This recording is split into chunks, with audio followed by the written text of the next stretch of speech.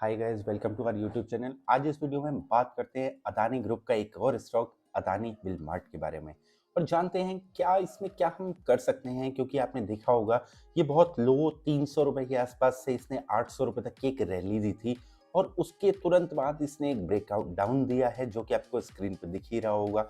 और break down होने के बाद अभी 575 के आसपास ये कहीं पे खड़ा है। तो जानते हैं कहाँ पे इसमें अपनी पोजीशन बनानी है या कहाँ पे इसमें काम करना है।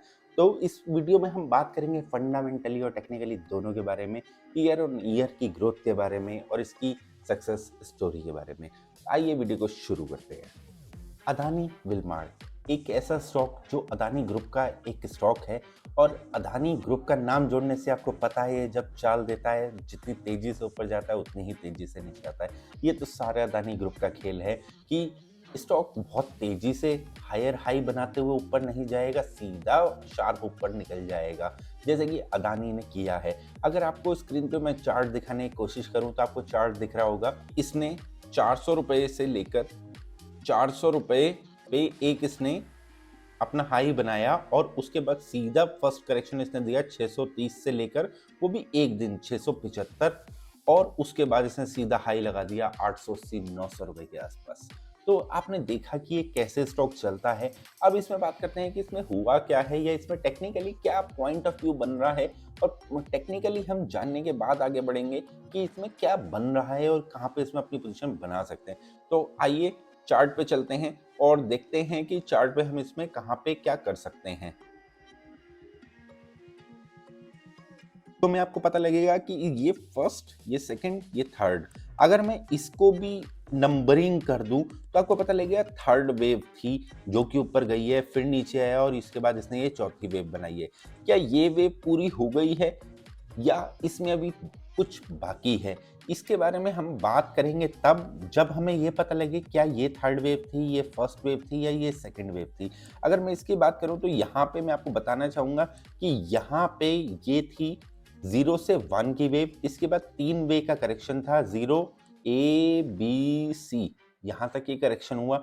इसके बाद ये ऊपर गया, ये सीधी यहाँ पे अगर मैं इसको भी काउंट करने की कोशिश करूं तो यहाँ पे आपको देखना चाहिए ये अगर 0 था, ये 1 था, ये 2 था, ये 3 था, ये 4 था और ये 5 था, ये पूरी हो रही है। इसके बाद ये नीचे आया, नीचे आने के बाद ए बी सी की करेक्शन करी, उसके बाद 1 2 3 4 5, यहाँ पे भी 5 वेव पूरी हो रही हैं। यानी कि इसकी बात करूं तो ये 1 से लेकर 5 वेव पूरी कर चुका है अपने इस टाइम फ्रेम की।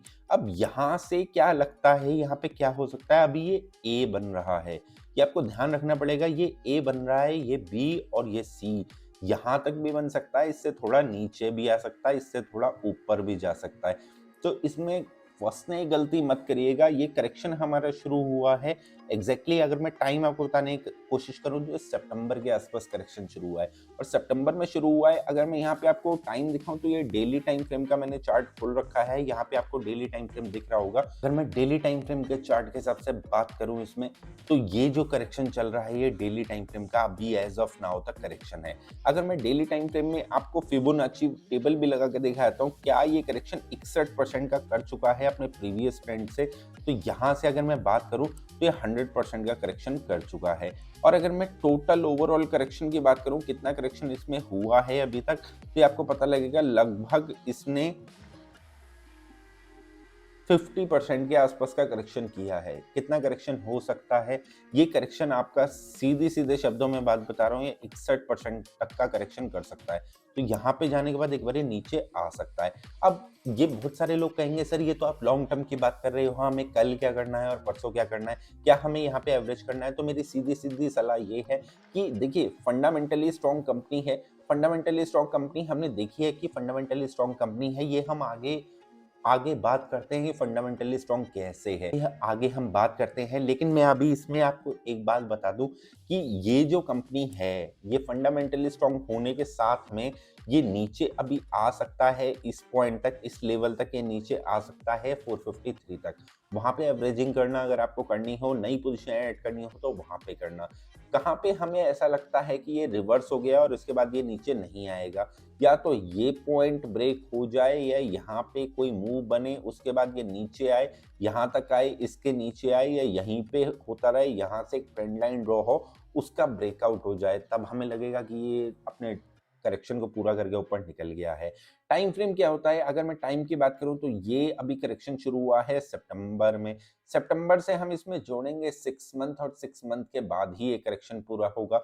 6 से लेकर 1 ईयर तक का टाइम लग सकता है इस पर्टिकुलर टाइम फ्रेम में। अगर 1 ईयर में करेक्शन, डेली टाइम फ्रेम में करेक्शन करता है तो 6 महीने से लेकर 1 ईयर तक का टाइम होता है, अनलेस एक्सटेंडेड हो जाए।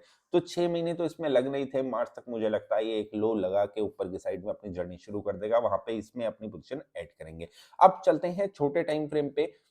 और छोटे टाइम फ्रेम में जानते हैं कहाँ पे अपनी पोजीशन बनाई जा सकती है। क्या इसमें अभी हमें कोई शॉर्टर टाइम फ्रेम में कोई मूव दिख रहा है या नहीं दिख रहा है? जैसे कि मैंने आपको शुरुआत में ही बताया था, हम बहुत सारी चीजों को एक साथ मिला जुला के, टेक्निकल के बहुत सारी चीजों को हम एक साथ मिला जुला के यूज करते हैं, जैसे कि कुछ इंडिकेटर्स, जैसे कि RSI ATR, जैसे कि हम एलियट वेव को भी यूज करते हैं। तो यहाँ पे हम देखेंगे कि एक पीछे का बैकवर्ड ट्रेंड जो था वो नेगेटिव ट्रेंड था। यहाँ पे अगर मैं देखूं तो एक नेगेटिव ट्रेंड मुझे दिख रहा है।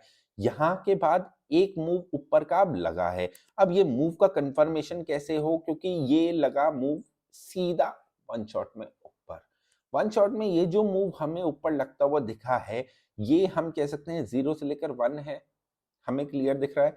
अब ये नीचे आया है और नीचे आने के बाद ये ऊपर जाने की कोशिश कर रहा है। अब हमें पता कैसे लगे कि ये मूव सही है या नहीं है? मैं यहां से लेकर यहां तक की एक ट्रेंड लाइन ड्रॉ करता हूं। ये ट्रेंड लाइन का ब्रेकआउट अभी अगर होता है, यानी इस लेवल के ऊपर निकलता है, ये आपका लेवल है, ये आपका लेवल है लगभग 574, 575 के ऊपर अगर निकलता है तो आने वाले टाइम में 578 से लेकर 585, 586 तक के मुझे टारगेट देखने के लिए मिल सकते हैं। शॉर्ट टर्म की बात कर रहा हूं दोस्तों, एक हफ्ते की बात कर रहा हूं, कल की बात कर रहा हूं, मंडे की, ट्यूसडे की, इस तरीके की मैं बात कर रहा हूं। अगर इसके ऊपर निकलता है तो मुझे एक शॉर्ट टर्म में एक मूव देखने के लिए मिल सकता है, जो कि मूव लगभग इस पॉइंट के आसपास तक आ सकता है, इस पॉइंट के आसपास तक आ सकता है, जो कि 580 रुपए, 582 रुपए, 583 रुपए के आसपास बैठता है। ये मूव यहाँ तक एक्सटेंड होके आ सकता है। उसके बाद यहाँ पे फिर से देखेंगे ये कितना करेक्शन करके ऊपर जा रहा है। तो ये हो गई हमारी टेक्निकल की बात। अब चलते हैं फंडामेंटल की तरफ और जानते हैं कि कंपनी ने क्या ग्रोथ दिखाई है, क्योंकि इसके रिजल्ट भी आने वाले हैं। अब जनवरी गया है, दिसंबर क्वार्टर के रिजल्ट आए हैं। पिछले क्वार्टर में अगर मैं इसमें बात करूं तो पिछले क्वार्टर में एक थोड़ा सा डिक्लाइनिंग मोड आया था। अगर मैं उससे पिछले क्वार्टर से कंपैरिजन करूं तो इसमें एक डिक्लाइनिंग मोड आया था, लेकिन अभी कंडीशन बढ़ती हुई दिख रही है। साल दर साल आपको एक ग्रोथ देखने के लिए मिलेगी। 46% पिछली बार हमारी टर्नओवर में ग्रोथ हुआ है, यानी टोटल रेवेन्यू में हमारा मोटा मोटी ग्रोथ 46-47% के आसपास हमें दिख रहा है। बैलेंस शीट, सबसे पहले इनकम स्टेटमेंट आपकी स्क्रीन पर आ रही होगी। आप इनकम स्टेटमेंट में देखेंगे तो यहाँ पे हमें साल दर साल ग्रोथ होता हुआ दिख रहा है। सबसे पहले FY20 में 29,000 था, फिर 37,000 हुआ और उसके बाद 54,000, और अभी हम बात करें तो 58,000 के आसपास 2 क्वार्टर का अप्रोक्सीमेटली रिजल्ट चल रहा है। तो मोटा मोटी हम मानते हैं 47% के आसपास ये इस साल भी ग्रोथ करेगा। जब ग्रोथ करेगा इस साल भी, तो उसी हिसाब से हम अपना काम करेंगे। अगर मैं balance sheet point of view देखूं तो आपके सामने बैलेंस शीट आ रही होगी। बैलेंस शीट में हम ना एक चीज जरूर देखना पसंद करते हैं। बैलेंस शीट देखने में ना हमारे 2-3 फायदे होते हैं। हमें मेनली क्या देखना होता है? हमें देखना होता है कि बैलेंस शीट में डेट कितना है। अगर मैं यहाँ पे शॉर्ट टर्म फाइनेंशियल लायबिलिटीज की बात करूं तो other financial liability 2 crore, 2.5 crore, 3 crore के आसपास, 295 CR के आसपास आप कह सकते हैं। और बोरिंग्स की बात करूं तो long term borrowings non current financial liabilities में आ रही होंगी, वो है नहीं। शॉर्ट टर्म या बोरिंग्स की बात करूं तो 2507 करोड़ की मेरी बोरिंग्स है। क्या मेरा प्रॉफिट इससे ज्यादा है? क्या मैं 2:1 को मैनेज कर पा रहा हूँ? अगर मैं 2 साल का प्रॉफिट भी लगाऊं तो मैं लगभग 2000 करोड़ के आसपास बैठता हूँ। तो डेट बहुत ज्यादा नहीं है और बहुत कम भी नहीं है। बराबर का डेट है और डेट मैनेजेबल है, कोई ऐसी परेशानी वाली इसमें बात नहीं है। और अगर मैं इसकी बात करूँ ये क्या बनाता है या क्या करता है, तो उसके बारे में मैं बात करता हूँ। ये आपको एडिबल ऑयल फॉर्च्यून के नाम से बिकता है, जो कि आपने शायद सुना ही होगा, फॉर्च्यून का नाम तो आपने सुना ही होगा। तो ये एडिबल ऑयल बेचती है कंपनी और ये बहुत ही अच्छी ग्रोथ मुझे दिख रही है इस कंपनी में। तो मैं इन्वेस्ट तो करूंगा, लेकिन मेरा प्राइस सेगमेंट आने दीजिए, टेक्निकली मुझे स्ट्रांग हो जाने दीजिए, तब मैं इसमें इन्वेस्ट करूंगा। अभी के लिए इतना ही। अगले वीडियो में आशा करता हूँ आपको वीडियो समझ में आएगा, अच्छा लगा हो। अगले वीडियो में फिर मिलता हूँ, तब तक के लिए शुक्रिया, धन्यवाद। आपका दिन शुभ रहे।